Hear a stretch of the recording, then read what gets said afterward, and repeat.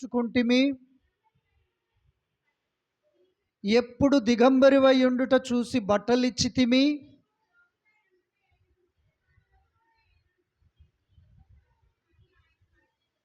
ఎప్పుడు రోగివై ఉండుట చెరసాలలో ఉండుట ఆయనను చూసి నీ యొద్దకు వచ్చితిమని ఆయనను అడిగిరి. లేలియా. కింది వచనం కూడా చదవండి.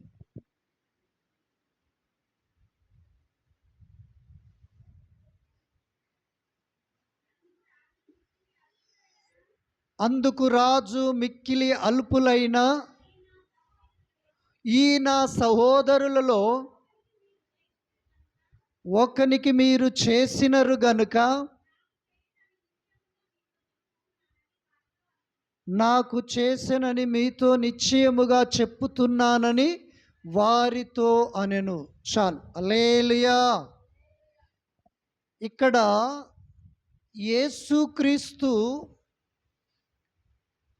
మాట్లాడుతున్న మాట ఏందయ్యా అంటే, మీరు నాకు ఆహారము పెట్టారు, నాకు దాహమైతే నీళ్ళిచ్చారు, నేను పరదేశినైతే నన్ను చేర్చుకున్నారు, నేను రోగినయ్యి చెరసాలలో వేయబడ్డప్పుడు మీరు నా దగ్గరకు వచ్చి నన్ను పరామర్శించారు.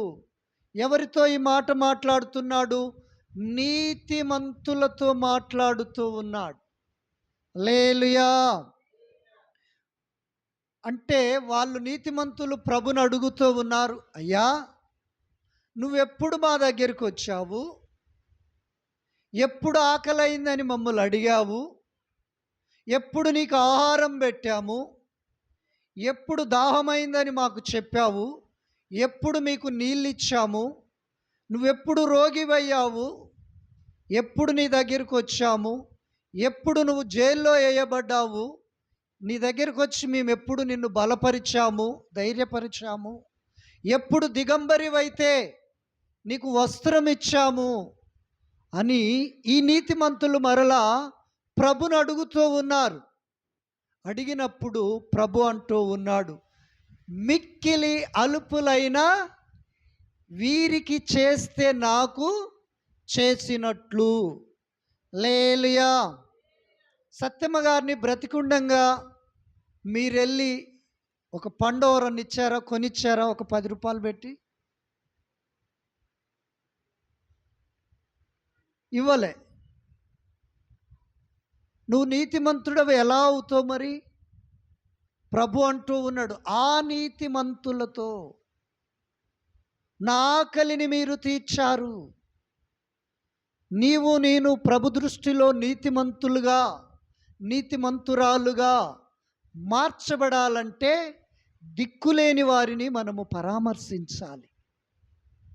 అల్పులైన వారి దగ్గరికి వెళ్ళి ప్రభు చెప్పాడు, నీకు 2 వస్త్రాలుంటే ఎవడైనా ఒకడు నిన్ను వస్త్రం అడిగితే ఒకటానికి ఇచ్చేయి. కనీసానికి మనము దగ్గరికి వెళ్ళి, అమ్మా ఎవరమైనా చనిపోయే వాళ్ళమే, ఫస్ట్ నువ్వు తర్వాత నేను, కానీ మనము పరలోకం వెళుతామని ఒక మాట చెప్పారా? లేదు. అంటే మనం సంఘమా, సన్నాశోళమా? హల్లెలూయా. ఎంత కఠినలమో మనము దేవుని వాక్యాన్ని చూస్తే అర్థమవుతూ ఉంది. హల్లెలూయా. 30వ వచనం చదవండి. అందులో గట్టిగా, మరియు పనికిమాలిన ఆ దాసుని వెలుపటి చీకటిలోనికి తోసివేయిరి, అక్కడ ఏడుపును పండ్లు కొరుకుటయు ఉండుననెను. హల్లెలూయా. ఎక్కడుంటుంది ఏడుపు పండ్లు కొరుకుడు? అగ్నిలో, నరకములో, పాతాళములో. ఎందుకు? వీరు మంచి పనులు చేయలేదు, మంచి కార్యాలు చేయలే. ఎవడైనా రోగి అయితే వాడి దగ్గరికి పోయి ఓ పండో ఓ కొబ్బరి బొండమో ఏదో ఒక సహాయం చేయలే. ఎంతసేపు వీని కథ, వాళ్ళ వ్యవహారం తప్ప ఇంకొకటి లేదు. అందుకనే ప్రభు అంటూ ఉన్నాడు, వీనిని వెలుపటి చీకటిలో పడవేయిరి. కనుక నా ప్రియ సంగమా, సంఘ బిడ్డలారా, నేను ఇంతగా ప్రార్థిస్తుంటే నువ్వు దీవించబడట్లేదంటే ఆ బలహీనత నీలో ఉందని నాకు నిన్న అర్థమయ్యింది. ప్రార్థన ఎటుపోతుంది, ఉపవాసాలు ఎటుపోతున్నవి, రాత్రి వీరి కోసం చేసే విజ్ఞాపన ఎక్కడికి వెళుతుందంటే మీరు ఒక సత్క్రియ చేయలేని స్థితిలో ఉన్నారు, ఓ మంచి పని చేయలేని పరిస్థితిలో ఉన్నారు. హల్లెలూయా. నిన్ను ప్రేమించిన వాడినే ప్రేమిస్తే ఏం గొప్పతనం? ప్రభు అన్నాడు, నువ్వు శత్రువుని ప్రేమించు, శత్రువు కోసం ప్రార్థన చెయ్యి. పగ తీర్చుకొనట నీ పని కాదు, నేను పగ తీర్చుకుంటా, అది దేవుని పని. హల్లెలూయా. గనుక యెహోవా చేత ఆశీర్వదింపబడిన వారలారా లోపలికి రమ్ము. గొర్రెలలో నుండి మేకలను వేరు చేసినట్లుగా కుడివైపు ఉన్నవారులారా మీకోసము సిద్ధపరిచిన దేవుని రాజ్యానికి మీరు రండి అని ప్రభు మనల్ని పిలవాలి. చనిపోతే ఈ లోకం మనకు శాశ్వతము కాదు, ఈ లోకం మనకు పర్మనెంట్ కాదు. ఈ లోకములో నేను స్థిరంగా ఉంటానని నువ్వు అనుకుంటే నీ అంత అజ్ఞానుడు, మూర్ఖుడు ఇంకొకడు లేడు. ఎవడైనా చనిపోవాల్సిందే. ఏ స్థితిలో ఉన్నవాడైనా వాడు చావలసిందే. సస్తే నీ ప్రయాణము ఎటు? వెలుపటి చీకటిలోక, నిత్య రాజ్యములోనిక. ఒకానొక దినాన ప్రభు ఆట గొల్లాయన ఒక ఉపమానం రీతిలో చెబుతూ ఉన్నాడు. గొల్లాయన ఆట గొర్రెలలో నుండి మేకలను వేరు చేసినట్లుగా ఆ రోజు మనల్ని వేరు చేస్తాడట. కుడివైపు ఉన్నవారు గొర్రెలు, ఎడమవైపు ఉన్నవాళ్ళు మేకలు. ఎలపటిలో పడేవారు నరకస్తులు, కుడివైపున చేరేవారు దేవుని బిడ్డలు, ప్రియులారా. అందుకనే మనము బ్రతికుండగానే దేవుని ఆకలిని తీర్చాలి, దేవుని యొక్క దాహాన్ని తీర్చాలి. పరదేశులను మనము పరామర్శించాలి, వారు ఒకవేళ బాధల్లో ఉంటే. ఒకసారి నాగులపాడు అన్నారం నుంచి ఒక ఆయన వచ్చిండు, మర్డర్ కేసులో ఇరుక్కుండు. ఆ ఊరు నుంచే కానీ తన తరపున ఎవ్వరూ వెళ్ళలే. నేను వెళ్ళాను జైల్లోకి. వెళితే గోండ ఏడుస్తుండు ఆ కిటికీల అవతల, ఆ కటకటాల అవతల ఆయనుండి నేను యువతలున్నా. అయ్యా, ఇన్ని రోజులైంది కానీ నన్ను చూడటానికి ఎవ్వరూ రాలేదు అంటే, పోతే ఆ కేసు వాళ్ళ మీద ఏడబడుతుందో, జామీన్ ఇచ్చి అతన్ని నేను ఏడ తీసుకురావాలని బంధువులందరూ అప్పట్లో ఆయనను చెయ్యి విడిచిపెట్టారు. కానీ మేము వెళ్ళి ధైర్యం చెప్పి బలపరిచి ప్రార్థన చేశాం.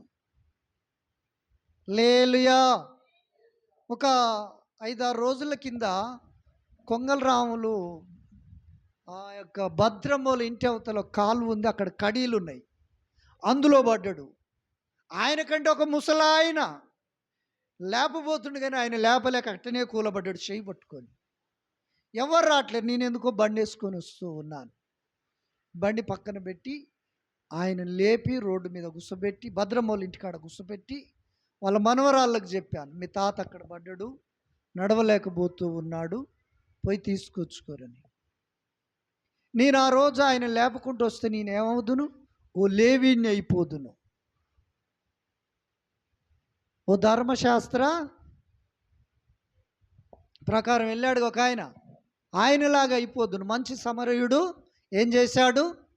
తన బండి మీద ఎక్కించుకొని పూటకూళ్ళ వానింటికి తీసుకెళ్ళి తన దగ్గరున్న తైలముతో గాయాలను కడిగి, ఇతన్ని బాగు చేయి, నీకేమైనా కావాల్సి ఉంటే నేను మొత్తము ఇస్తాను అన్నాడు. ప్రియులారా, ఓ క్రైస్తవుడిగా నీవు ప్రేమను పంచలేక, ప్రేమను చూపలేక, మమతను పంచలేక బ్రతికితే నువ్వు క్రైస్తవుడవు కాదు, దేవుని విరోధివి, దేవుని బిడ్డవు కాదు, దేవుని శత్రువు. దేవుని వాక్యము సెలవిస్తూ ఉంది, నిన్ను వలె నీ పొరుగువారిని ప్రేమించండి. ఆ నీతిమంతులతో ప్రభు అంటూ ఉన్నాడు, నేను ఆకలిగా ఉంటే నాకు ఆహారం పెట్టారు, నాకు దాహం వేస్తే నీళ్ళు ఇచ్చారు, నేను పరదేశిగా ఉంటే నన్ను పరామర్శించారు, నేను రోగినై చెరసాలలో ఉంటే నా దగ్గరికి వచ్చారు మీరు, నేను వస్త్రహీనుడిగా ఉంటే నాకు వస్త్రమును ఇచ్చారు. అదే అధ్యాయములో చివరి వచనాన్ని చదవండి. చివరి వచనం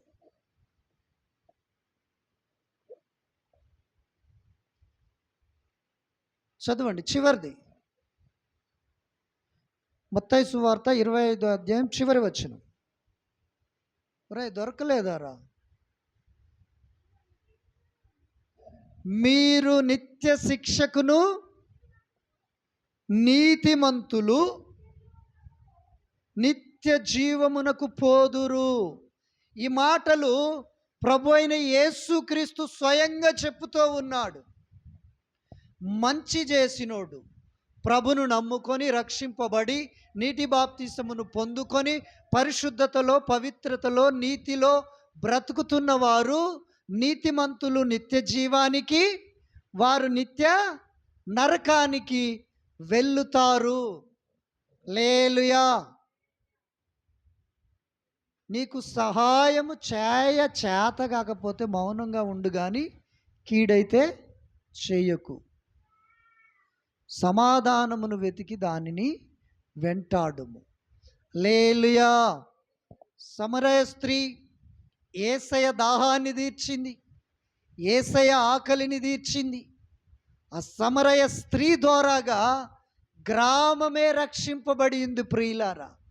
కానీ నేను మన ఆత్మను మనము రక్షించుకోలేని బలహీనమైన స్థితిలో ఉన్నాం. ఇది చాలా దారుణం, భయంకరమైన విషయం. ఇది సంఘము దేవుని శరీరమై ఉంది. దేవుని శరీరానికి ఏ ప్రాబ్లం వచ్చినా చూసుకోవలసిన బాధ్యత సంఘ సభ్యులది. కన్నుకు దెబ్బ తగిలిందనుకో, చెయ్యి ఏం చేస్తుంది? ఇక్కడికి వెళ్ళిపోద్ది. ఉంటుందా? కంట్లో నలుసుబడ్డ చెయ్యి ఊకోదు, ఆటోమేటిక్గా పనిచేస్తుంది. అంతెందుకు, నేను ఒక 15,000 పెట్టి కొనుక్కున్న సెల్లు నేను చెప్పినట్టు వింటుంది. కానీ యేసయ్య మిమ్ములను కొన్నాడు తన రక్తమంతా ఇచ్చి, ఆఖరి రక్తపు బొట్టును దారపోసి ఆయన సిలువలో మీకోసము బలి అయ్యి చనిపోయి మీకోసం ప్రాణం పెడితే ఆ సంఘ క్షేమాభివృద్ధి కోసము పని చేయలేని స్థితిలో ఉన్నారు. హల్లెలూయా. దేవునికి స్తోత్రం. అది మంచి పద్ధతి కాదు, మంచి అలవాటు కాదు. నా మాట వింటే నువ్వు దేవుని మాట విన్నట్టు, నువ్వు నా మాట వినలేదంటే నువ్వు దేవుని మాట వినవు అని అది బండ గుర్తు. నా మాట విననోడిగా దేవుని మాట ఆడింటాడు, దేవుని ఆజ్ఞలు ఏడ పాటిస్తాడు, దేవుని వాక్య ప్రకారం ఎలా జీవిస్తాడండి? హల్లెలూయా. దేవునికి మహిమ కలుగునుగాక. ఎంత పనున్నా నువ్వు పక్కన పెట్టేయాలి, వెసులుబాటు చేసుకోవాలి, తీరుగంత చేసుకోవాలి, దేవుని సన్నిధికి రావాలి. ఎందుకో తెలుసా? కేరళ రాష్ట్రంలో ఎనయాడ ప్రాంతమో ఏదో ఊరు పేరు సరిగా గుర్తులేదు. అక్కడ ప్రజల పరిస్థితి ఏంటంటే, భయంకరమైన వర్షాలు కురియటము ద్వారాగా ఆ వరద ప్రభావానికి కొండ చర్యలు ఇరిగి మనుషుల మీద పడి సట్లయిపోతున్నారు, అప్పలాగా అణిగిపోతూ ఉన్నారు. ఆ వరదల్లో కొన్ని గ్రామాలు కొట్టుకుపోయి వేల మంది ప్రజలు చనిపోతూ ఉన్నారు. దేవుని మహాకృప. మనకు ఆ స్థితి లేదు, మనకు ఆ గతి లేదు. మనకు ఆ యొక్క పరిస్థితి లేదు. మనం ఇంకెంత ఉజ్జీవముగా ఉండాలి దేవుని పని అంటే, దేవుని కార్యం అంటే. నువ్వు దేవుని పని చేయి, నీ పని దేవుడు చేస్తాడు. దేవుని కోసం నువ్వు ఒక్కడుగు వేయగలిగితే ఆయన నీ కోసము 100 అడుగులు వేస్తాడు. నువ్వు ఒక్కడుగు వేయకపోతే ఆయన నీకే పని చేయడు. ఇది సత్యం. ప్రభు దీవిస్తాడు అని నేను చెప్పను. నువ్వు సరిచేయబడి, నువ్వు ఆయనకి ఇష్టంగా ఉండి, ఆయన చిత్తానుసారముగా బ్రతుకుతూ ఆయన ఆజ్ఞలను పాటిస్తే దేవుని ఆశీర్వాదము బొచ్చు కుక్కలాగా నీ వెంట పరిగెత్తుద్ది. హల్లెలూయా. మనం పెంచుకున్న బొచ్చు కుక్క ఎలాగొస్తుంది మన వెనక? ఎటు పడితే అటు, ఎక్కడ పోతే అక్కడ, ఏడ కూర్చుంటే ఆడ, ఏడ నిలబడితే ఆడని ఉంటుంది కదా. ఆశీర్వాదం అలాగొస్తుంది. నువ్వు దీవించబడలేకపోతున్నావు, ఇంకా నువ్వు సరి కావాల్సింది ఎంతో ఉంది. హల్లెలూయా. మీ అందరికీ తెలిసిన సత్యమే, నేను మరలా చెప్తూ ఉన్నాను. ఒకరి దగ్గరికి పోయి చేయి చాపే అలవాట్లేదు. మాకు ఇది లేవు, మీరు బదులియండి అని అడిగే అలవాట్లేదు. పిలిచినోనితోటే కొట్లాడతాం, పని అప్పగించినోనితోటే అడుగుతాం. ఏదో రకంగా ఇస్తాడు ఆయన. దేవుడు అన్యాయస్తుడు కాదు, నీవు నేనే అన్యాయస్తులం. ఆయన నమ్మదగిన దేవుడు. నువ్వు నమ్మకంగా బ్రతుకు, మెండైన దీవెనలు దేవుడు నీకు ఇస్తాడు. ఆయన ఆకలిని తీర్చు, ఆయన దాహాన్ని తీర్చు. ఆయన వస్త్రాలు లేని వారికి వస్త్రాలు. ఎవరికి దాహము తీర్చేది? మన సంఘములో ఎవడైనా వస్త్రాలు లేవనుకో, నీకుందనుకో, వానికి ఒకటి. ఎవడైనా ఆకలితో ఉందనుకో, నీకు ఉంది కదా, పెట్టు వానికి భోజనం. అప్పుడు నువ్వు దేవునికి భోజనం పెట్టినట్టు. వానికి దాహము తీరిస్తే నువ్వు దేవునికి దాహము తీర్చినట్టు. రోగి అయితే అతని దగ్గరికి వెళ్ళి, మన దేవుడు బ్రతికించే దేవుడు, స్వస్థపరిచే దేవుడు, ఆరోగ్యమునిచ్చే దేవుడు, భయపడకు, దిగులు పడకు, ఏం కాదు, ఆలస్యమైన దేవుడు గొప్పగా ఘనంగా కార్యం చేస్తాడని చెప్పు. అప్పుడు నువ్వు దేవుణ్ణి బలపరిచాను వాడిని అవుతావు. ఓ బలహీనునికి చేస్తే నువ్వు దేవునికి చేసినట్లు. చెరసాలల్లో ఉన్నవాడి దగ్గరికి వెళ్ళు. సరే, నువ్వు తప్పు చేసి వెళ్ళావా, నీ తప్పుని దేవుని దగ్గర ఒప్పుకో. దేవుడు కనికెర పడతాడు, ప్రేమామయుడు, ఆయన మమతామూర్తి, మమతల మహారాజు, ఆయన నీ పట్ల సహాయం చేస్తాడు అని నువ్వు చెప్పగలిగితే దేవుడు ఖచ్చితంగా సహాయం చేస్తాడు. హల్లెలూయా. దేవునికి స్తోత్రం. చూడండి, ఇప్పటి వరకు మీ తెలివితో బతికారు, ఇప్పటి వరకు మీ జ్ఞానముతో నడిచారు, ఇప్పటి వరకు మీ బలముతో ఏదేదో చేశారు. కానీ మీ పిల్లలకు ఇక చాలు ఈ ఆస్తిని మీరు సంపాదించలేకపోయారు. ఈరోజుగా ఒక దేవుని సేవకుడిగా నేను చెప్పుతూ ఉన్నాను, ప్రతి ఆదివారాన్ని పాటించండి.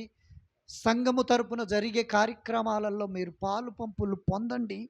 మీ పనులను పరిశుద్ధాత్మ దేవుడు చేస్తాడు. మీరి కార్యాలను పరలోకపు తండ్రి జరిగిస్తాడు. హల్లెలూయా. దేవునికి స్తోత్రం. కనుక నా ప్రియ దేవుని బిడ్డ, నీవేదో తెలివితో సాకు చెప్పి తప్పించుకుంటే దేవునికి అన్నీ తెలుసు. హృదయ రహస్యములు ఎరిగినవాడు, గుండె లోతులను ఎరిగినవాడు, అంతరంగ భావ పరిస్థితిని చూచుచున్న దేవుడు. హల్లెలూయా. హెబ్రీయులకు రాసిన పత్రిక 4వ అధ్యాయం 12వ వచనాన్ని ఒకసారి చదవండి. హెబ్రీయులకు రాసిన పత్రిక 4:12.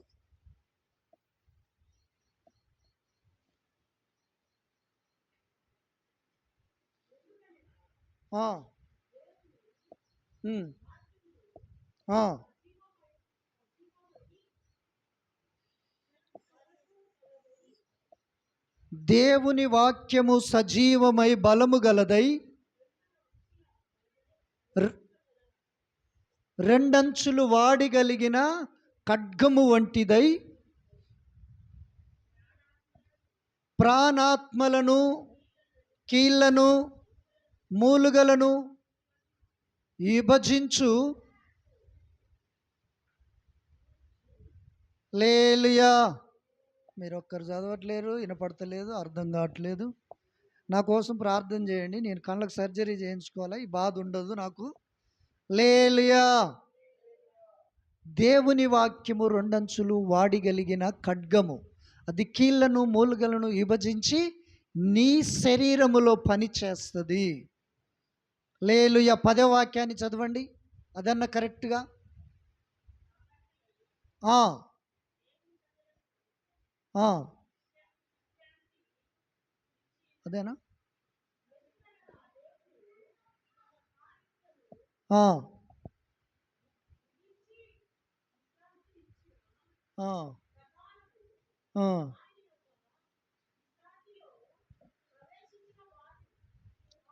హల్లెలూయా. దేవుడు 6 దినాలు సమస్తాన్ని కలగచేసి 6వ దినమున మనిషిని చేసి 7వ రోజున ఆయన తన కార్యానంతటిని ముగించుకొని విశ్రమించి ఆ రోజును పరిశుద్ధపరిచి పవిత్రపరిచి ఆశీర్వదించిన రోజు. మనము ఆదివారం రోజే పనిచేస్తాం. మన బలం అది, మన జ్ఞానం అది, మన తెలివది. లేలియా. అందుకనే మనం ఎంత సంపాదించినా తృప్తి లేదు, సంతోషము లేదు, సమాధానము లేదు, నెమ్మది లేదు. దానికి తోడు అప్పుల కుప్ప. హల్లెలూయా. కనుక నా ప్రియ దేవుని బిడ్డలారా, వాక్యము నిన్ను సరిచేస్తుంది, నిన్ను దిద్దుతుంది, ఆశీర్వాదకరమైన మార్గములోనికి నడిపిస్తుంది. నీ హృదయాన్ని రాయిలా చేసుకుంటే వాక్యము కీళ్ళల్లోనికి ములుగల్లోనికి ప్రవేశించదు. వాక్యము రెండంచులు వాడిగలిగిన ఖడ్గము, అది ఏ రకంగానైనా చేయగలదు. మంచికి మంచి చేయగలదు, చెడుకు చెడు చేయగలదు. చెడు చేసినోడు వెలపటి చీకట్లో ఉన్నాడు, మంచి చేసినోడు నిత్య జీవములో ప్రవేశించి ఉన్నాడు. ప్రియులారా, ఈరోజు నుండి నీ నిర్ణయాన్ని మార్చుకో, నీ తలంపును మార్చుకో, నీ ఆలోచన మార్చుకో, నీ పద్ధతిని మార్చుకో, నీ ప్రవర్తన మార్చుకో, నీ ఉద్దేశాలను మార్చుకో. లేఖనం ప్రకారము జీవించు, వాక్య ప్రకారము బ్రతుకు. దేవుడు నిన్ను ఆశీర్వదిస్తాడు, దేవుడు నిన్ను ఆదరిస్తాడు, దేవుడు నిన్ను ఓదారుస్తాడు, దేవుడు నీకు నెమ్మదిని ఇస్తాడు, సమాధానాన్ని ఇస్తాడు. నువ్వెక్కడికి వెళ్ళినా ఆయన నీకు తోడై ఉంటాడు. హల్లెలూయా. మనకున్న బలహీనత ఏంటంటే లోక మర్యాదలు మమకారాలు గతించిపోవునే, ఆత్మీయులతో అక్షయానుబంధం అనుగ్రహించితివే. అందుకే స్తుతి గణ మహిమల స్తోత్రాంజలి. ఆశ్రయ దుర్గమా నా యేసయ్యా, నవజీవన మార్గమున మమ్ము నడిపించుమా. హల్లెలూయా. లోక మర్యాదలు మమకారాలన్నీ గతించిపోతవి. ఆత్మీయులతో ఉన్న బంధము అది అక్షయమనే బంధము. ఇహమందు పరమందు వీడని ఎడబాయని తెగిపోని బంధము. లోక మమకారాలన్నీ నిన్ను మాయం చేస్తవి, లోక బంధాలన్నీ నిన్ను కట్టివేస్తవి, లోక సావాసాలు నిన్ను చెడగొడతవి, లోకములో ఉన్న నటన అంతా నిన్ను నట్టేటిలో ముంచేస్తుంది. ఆత్మీయులతో గనుక నువ్వు బంధాన్ని ఏర్పరచుకొని నడవగలిగితే ఆత్మీయులతో అది అక్షయముగా మారుతుంది. అక్షయతం అంటే అంతము లేనిది, అయిపోనిది, ముగింపు లేనిది, తరగనిది, నిత్యమైనది, శాశ్వతమైనది, స్థిరమైనది. ప్రియులారా, గనుక నీ సావాసము ఎవరితోటి, నీ నడిపింపు ఎవరితోటి, నీ ప్రయాణం ఎవరితోటి, నీ జీవన శైలి ఎలాగుందో ఒక్కసారి నిన్ను నీవు పరీక్షించుకో. అందుకనే భక్తుడు యేసన్న గారు ఈ పాట రాసుకొని పాడుకున్నాడు. లోక మర్యాదలు మమకారాలన్నీ గతించిపోతవి, కానీ అయ్యా నీ పరిశుద్ధులతో ఉన్న బంధము, నీ బిడ్డలతో ఉన్న సావాసము అక్షయమైన బంధమయ్యా. అందులో ఆశీర్వాదం ఉంది, అందులో క్షేమం ఉంది, అందులో ఆరోగ్యం ఉన్నది, అందులో ఆనందం ఉన్నది, అందులోనే అభివృద్ధి ఉన్నది, అందులోనే నిత్య ఆశ్రయ దుర్గమైన నీవు దాగి ఉన్నావు ప్రభువా అని పాట రాసుకున్నాడు ప్రియులారా. అందుకనే లోక మర్యాదలు మమకారాలన్నీ గతించిపోతవి. ఆత్మీయులతో సావాసము చెయ్యి, ఆత్మీయులతో ఆత్మీయ యాత్రను నడిపించు, ఆత్మీయులతో అక్షయమైన ఆ బంధాన్ని కోల్పోకుండా కాపాడుకో. అప్పుడు దేవుడు నీవు ఎక్కడ అడుగేసినా అభివృద్ధే, నువ్వే పని పట్టుకున్నా ఫలభరితముగా ఫలిస్తుంది. నీ నోట ఏం పలికినా దేవుడు ఆమెన్ ఆశీర్వదించాను పొందుకో అంటాడు. నువ్వు ఎవడితోటో తిరిగి ఎదవతోటి, ఎవడితోటో పనికిరానంతో తిరిగి, ఎవరెవరితోటో సావాసాలు పెట్టుకొని, ఎవరెవరితోటో బంధాలు మమకారాలు పంచుకొని నువ్వు దేవుణ్ణి, దేవుని వాక్యాన్ని, సంఘాన్ని, సంఘ సావాసాన్ని, పరిచర్యను, సేవకుని నిర్లక్ష్యపరిస్తే దేవుడు కాదు, సంఘము కాదు, సేవకుడు కాదు, సిగ్గుపడేది మనమే. హల్లెలూయా. దేవుడు మనల్ని సరిచేయునుగాక, వాక్యానుసారముగా జీవించే కృపనిచ్చునుగాక. ఆమేన్. వాక్యపు వెలుగులో బ్రతికే మంచి మనస్సును మనకు అనుగ్రహించునుగాక. ఆమేన్. మన ఆశీర్వాదము ఎవరితో ఉన్నదో వాళ్ళతో అక్షయ బంధాన్ని కలుపుకునే కృప దేవుడిచ్చునుగాక. ఆమేన్. ప్రభునందు ప్రియులారా, ఒక్క తీర్మానము తీసుకోండి. ప్రభువా, ఇన్నాళ్ళు నా స్వబుద్ధితో నడిచాను, నా జ్ఞానముతో నడిచాను,